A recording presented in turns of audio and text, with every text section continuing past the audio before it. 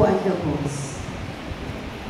Sa pagpag-uon sa tuyong mga panuga sa bunyag, kita gabos pinapagirumdom kan sa tong pagsikwal kay Satanas. Sa iya gabos na gibo, asin padaya, layuman sana ang kasailan, asin ang gabos na okasyon ng kasailan. Siling man, igwa kita ng mga panuga na mabuhay susog sa mga katukluan ni Kristo, asin ng simbahan Katolika. Ang gabos nga itong mga panuga sa Diyos, magibo asin mautong lugod, sa satuyang puso asin isip.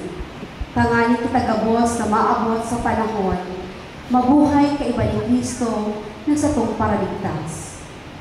Mga tugang huling ang misteryo Pascual, kita ilinubog kaiba ni Kristo sa bunyag, tanganing mabuhay kaiba niya. Ngunyan natapos na ang Kwaresma, baguhon ka ang mga panuga na sa tuong ginibukan kita binanyagan. Kan isinikwal ta si Satanas, asinan sa iya mga gibo.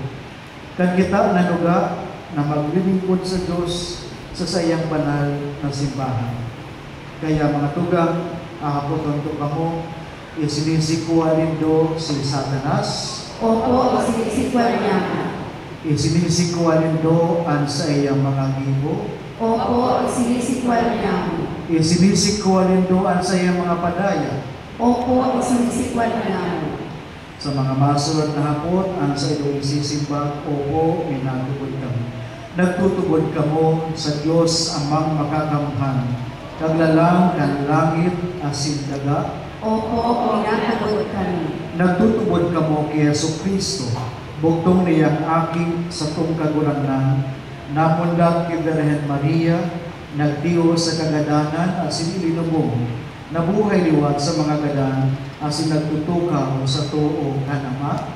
Opo, minatubod kami. Nagtutubod kamo sa Espiritu Santo, sa banal na katolikong simbahan, sa parapaginabang ng mga santos, sa pagpatawad ng mga kasalan, sa pagkabuhay liwat ng laman, asin sa buhay na daig kasagkoran. Opo, minatubod kami.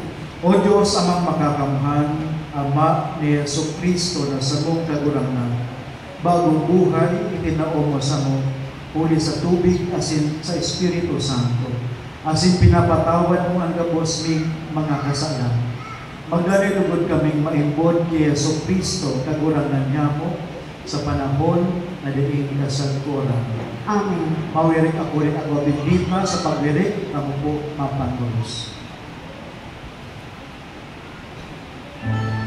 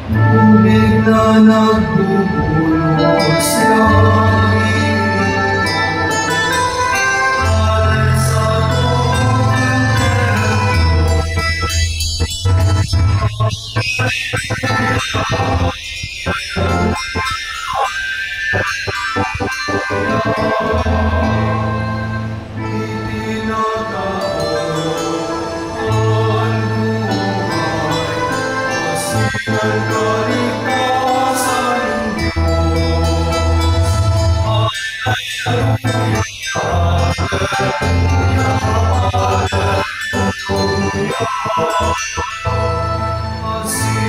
mau